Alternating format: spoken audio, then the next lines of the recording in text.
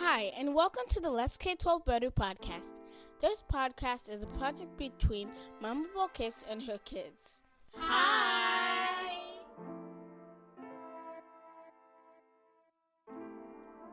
In our podcast, we will cover a variety of subjects involving K12 education and family life. We will talk about the ways that parents, kids, and educators can improve K12 education and family life. We encourage you to join our conversation on social media using the hashtag Let's K12 Better. Let's jump into Season 2, Episode 13 of the Let's K12 Better podcast.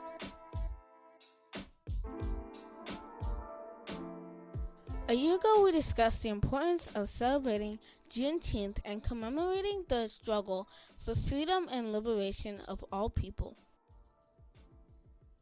Juneteenth, also called Jubilee Day or Freedom Day, commemorates the emancipation of the last remaining enslaved Black people in the state of Texas on June 19, 1865.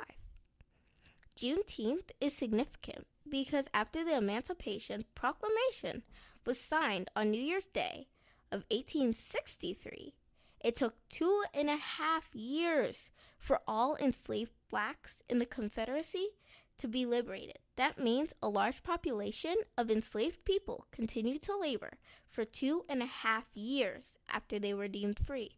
If we celebrate July 4th, we must celebrate Juneteenth. We must constantly think about the relationship between law and order and freedom and liberty. If Black lives matter, then Black liberation is just as important as white independence. How do we protect the rights of every individual? How can those of us experiencing freedom make sure that everyone in the United States feels that their rights are securely and confidently upheld by the Constitution? Here we are a year later. Many family discussions and world-changing events have pushed our family to continue thinking about what liberation means during challenging times. How do you find epiphanies, seek individual and collective healing, or find the capacity to keep pushing through the exhaustion during times that require us to keep going? We sat down with Jen Bloomer, artist, activist, workshop facilitator, and the founder of Radici Studios to discuss how art can help us on our journey towards a more just and equitable world. We hope that you enjoy our conversation. All right, we are delighted to have Jen Bloomer, artist, facilitator, and the founder of Radici Studios in San Francisco, join us today. Jen believes that the intersection of creativity, connection, and community hold the answers to our personal and collective healing. We love that. So, welcome to the podcast, Jen. Thank you so much. I'm so glad to be here. Yes. All right, we have our first question with Sophia. All right, so here we go. Let's get this party started. You're the founder of Radici Studios. Can you share with our listeners why you started this organization and what services, experiences, and intangibles you offer to your community? Yeah, that's a great question. I have always loved making art and making things with my hands. So even when I was little, I was making tons and tons of art. But I've also, throughout my life, had so many experiences where I saw the ways that art brings people together in really powerful ways. And I'll give you an example from my own life. My dad, when I was little, had a traumatic brain injury. And in my 20s, I was living at home and started to just start painting his portrait as a way to hang out with him. And his neighbors gave him a lot of grief because he builds these kind of wild sculptures in his backyard out of things he finds. They call it junk. I call it sculpture. But we created a community art show together and invited the whole neighborhood to come and to just really bring appreciation to the ways that different people express themselves. So, I've had a lot of other experiences teaching art in places where we didn't even necessarily speak a common language, but art was such a powerful way to feel connected and to feel seen and understood by people whose life experiences were really different from my own. So I actually ended up going back to school about 10 years ago to study expressive arts therapy because I'm so interested in the ways that art can really transform us as individuals and transform us on kind of a community level.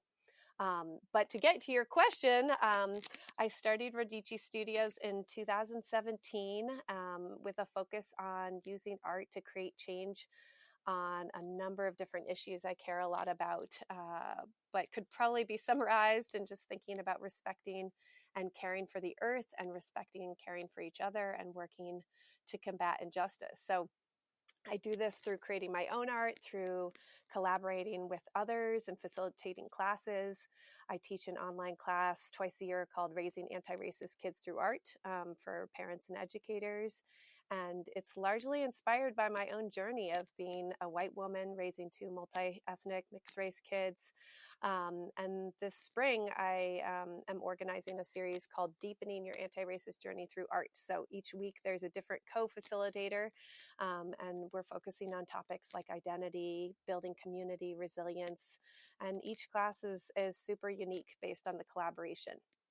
First of all, I just want to give you like a shout out and just say how amazing it is that you took a moment of what would be experienced as trauma with your dad's injury and Mm, then turned that into something just really beautiful and then welcomed in the community.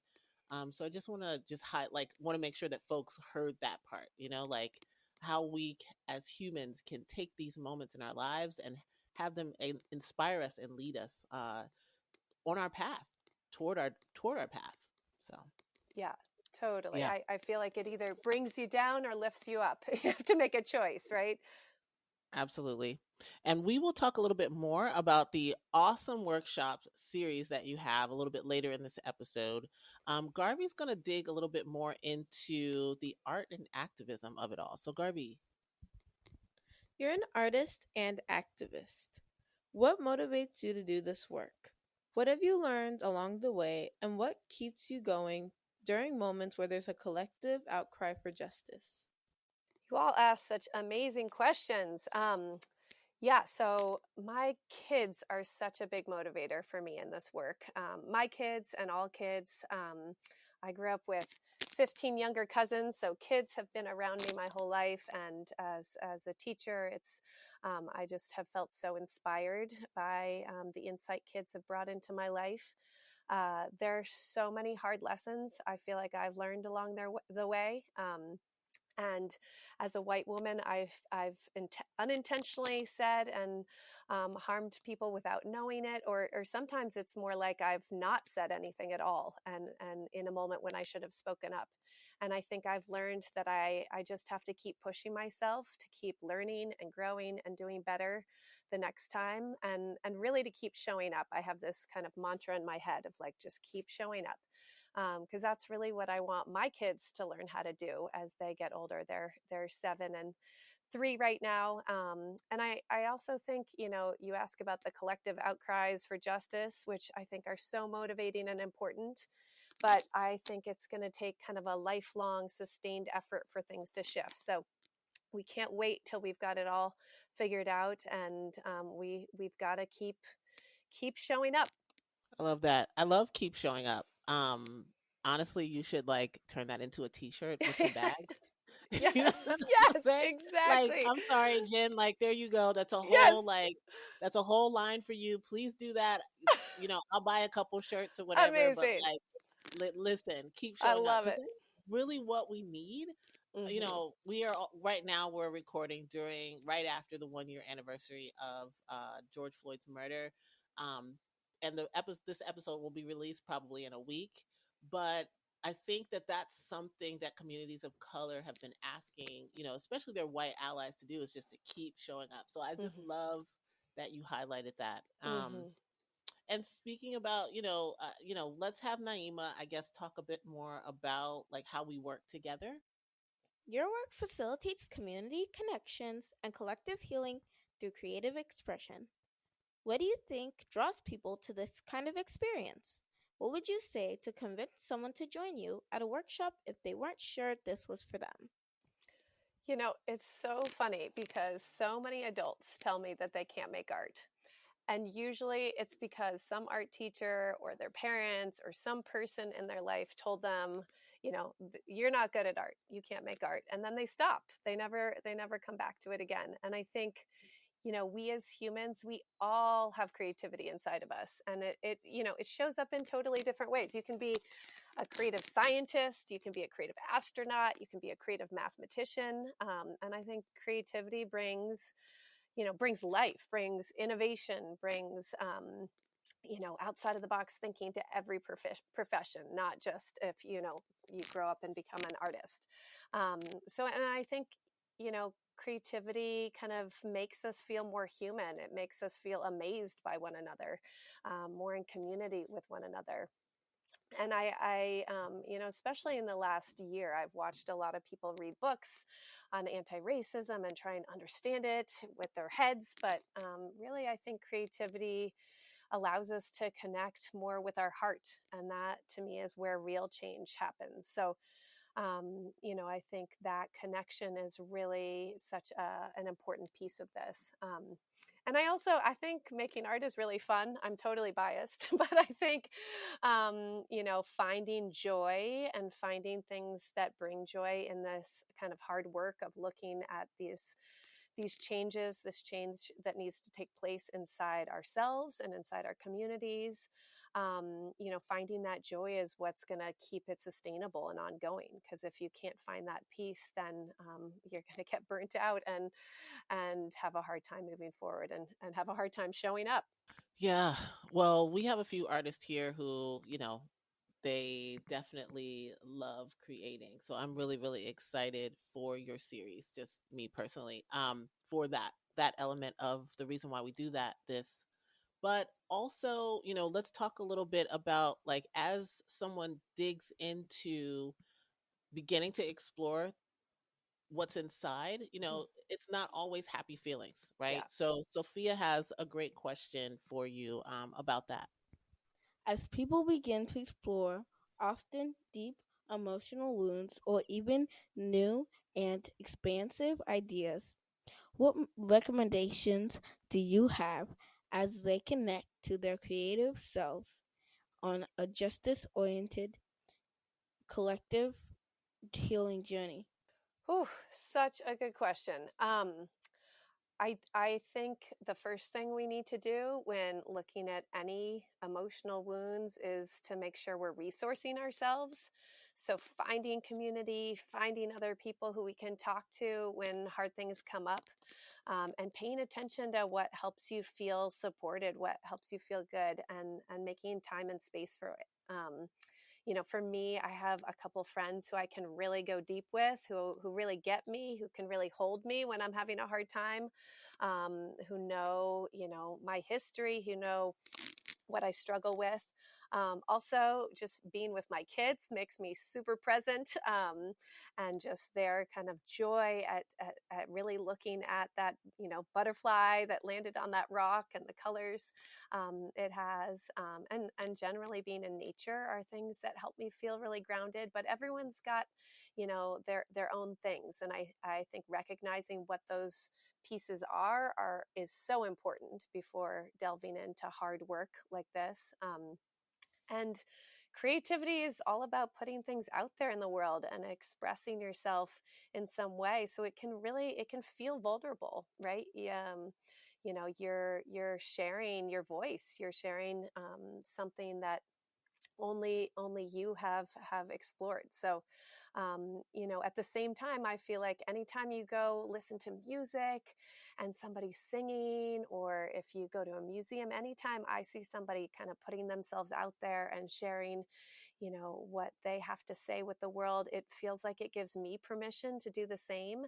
And then, there's suddenly a whole chorus of voices calling for change. So I feel like we have to kind of notice how to support that feeling of vulnerability, and then be willing, to put it out there, and then just recognize how much more connected it ultimately makes us with the people around us.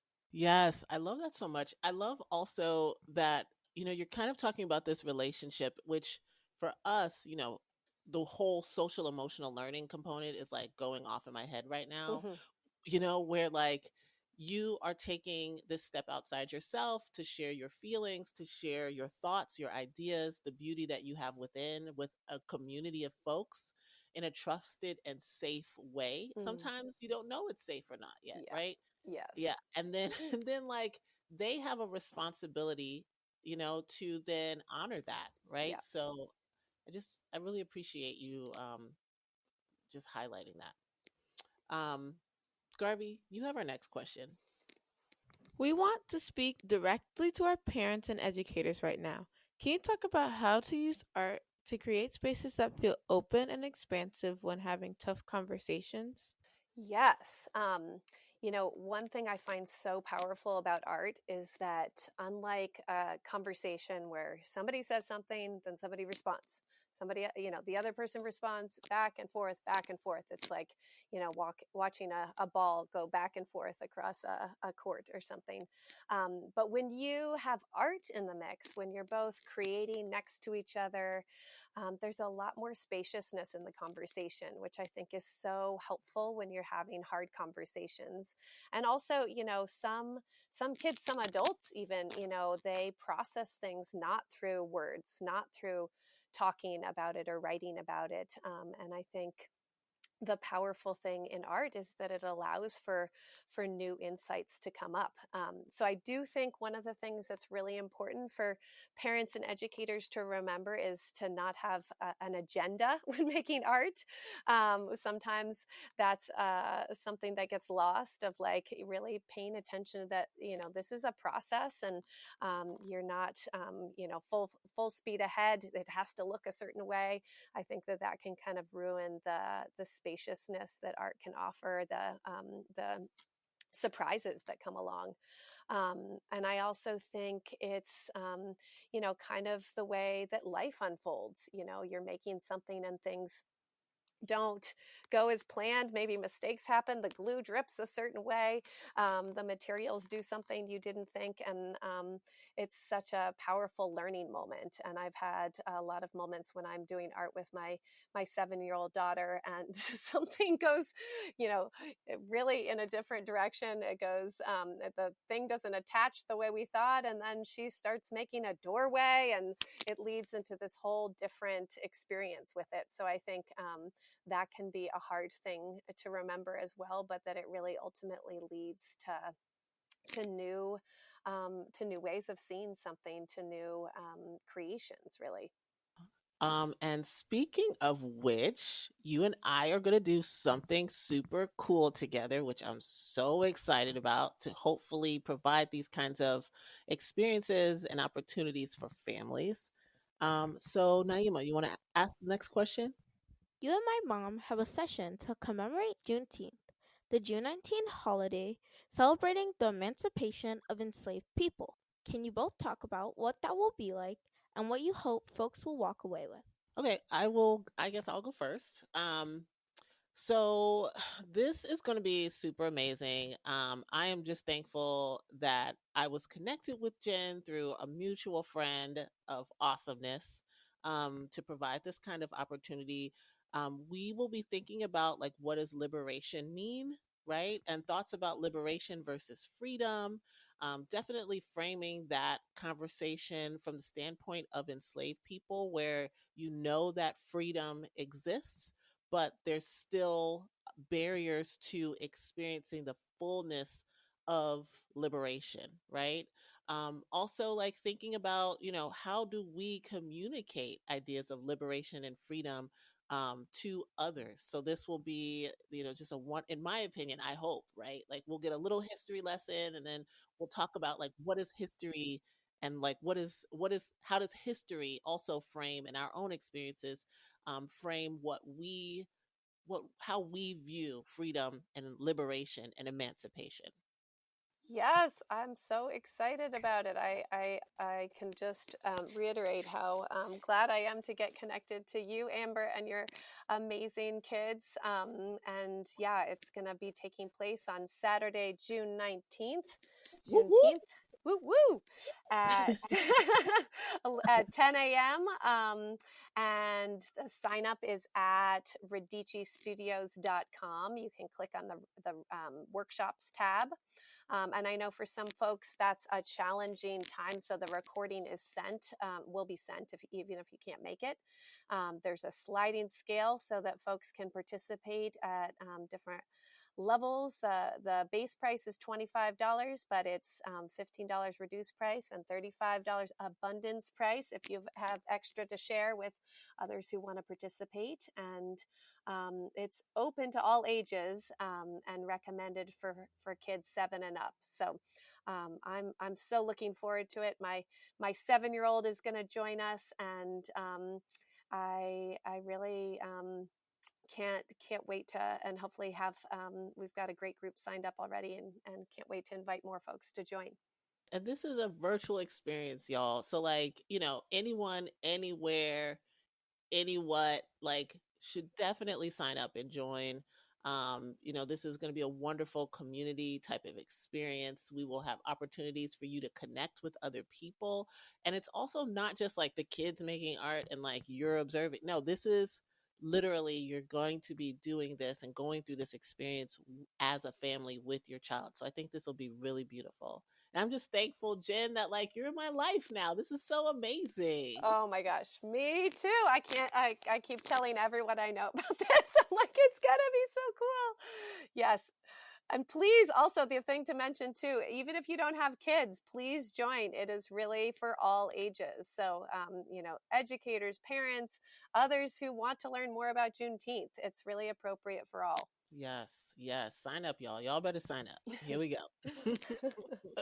So we like time flies when you're having fun. This has been super duper awesome.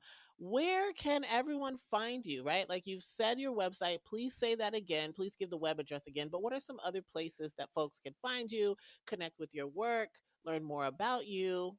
Tell the people. Great. Yes. So my website, like I mentioned before, is radicistudios.com, and Radici is Radici Studios. It means roots in Italian, actually. My Instagram is Radici Studios, and Instagram is a place that's my social media place. I don't know how to use the other social media platforms, so that's where you can find me. It's the visual arts one. I do have a weekly newsletter that I send out that has actually been such a blessing this last year to kind of really feel, the Radici community. I share out weekly or biweekly opportunities, reflections on the creative process, resources, all kinds of bits and pieces that are going on. So, and I love connecting with people. I love hearing feedback. I love hearing thoughts. So I always write back to the emails as well. So you can find that information on my website. Excellent, excellent, excellent.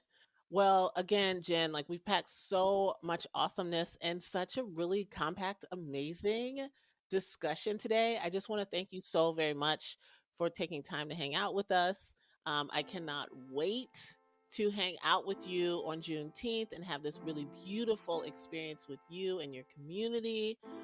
This is going to be super dope.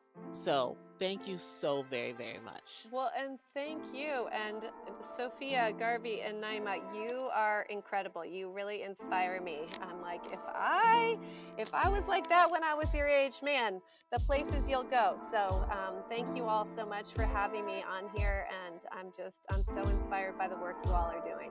Hey, what do we say, y'all? Thank you.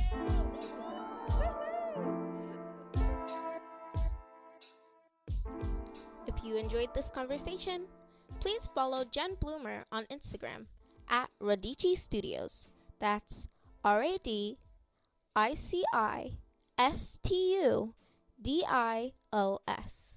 In times where society is pushing back against injustice, how do we create space to celebrate and acknowledge victories? How do we build capacity to connect with our inner selves and with those around us? There is power in art as an avenue for individual and collective healing. Jen Bloomer said, "The powerful thing about art is that it allows for new insights to come up. When we gain new insights, we are recharged and reminded that we have the capacity to keep showing up. We welcome you to join us with Jen at the Radici Studios workshop on June 19th at 1 p.m. Eastern Time, 10 a.m. Pacific Standard Time, as we celebrate Juneteenth, the June 19th holiday celebrating the emancipation of enslaved people. Bring your family with you as we explore ideas about freedom and liberty. We've linked the workshop in the show notes. If you have any cool epiphanies you'd like to share, please leave them in the comments or share with us on social media.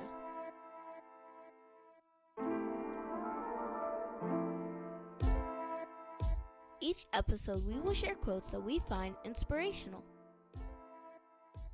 Amy Sherwood is a portraitist who depicts African Americans in everyday settings. She and Kehinde Wiley were the first African Americans to be commissioned by the National Portrait Gallery to paint official presidential portraits. She is the first woman as well as the first African American to ever win the National Portrait Gallery's Outwin Bouchiver portrait competition.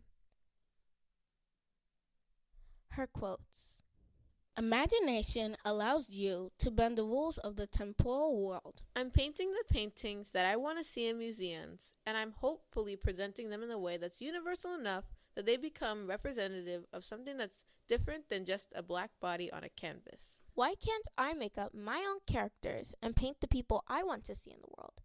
I'm depicting the many people who existed in history, but whose presence was never documented. I want all types of people to look at my work and see themselves.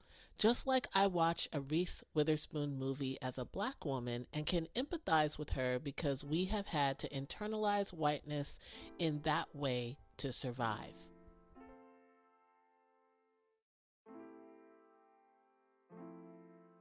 Thank you for listening to the Let's K12 Better podcast. If you enjoyed this episode, please rate, review, and subscribe. We want to hear from you. Connect with us on social media at Let's K12 Better on all social media platforms, or connect with me on Twitter, Instagram, and Clubhouse at Mom of All Capes. We've got a newsletter with awesome resources and tools for families and educators. Please sign up. The link is in the show notes. Don't forget to sign up for our virtual workshop with Jen Bloomer. It'll be an informative and family-friendly event designed to help you commemorate Juneteenth in a thoughtful and artistic way. The link is also in the show notes. The Let's K12 Better podcast is available on every podcasting platform. So if you enjoyed this episode, please don't forget to rate and review our podcast. Your feedback helps us grow. Thank you so much for listening, and we can't wait to see you at the workshop. See you next time!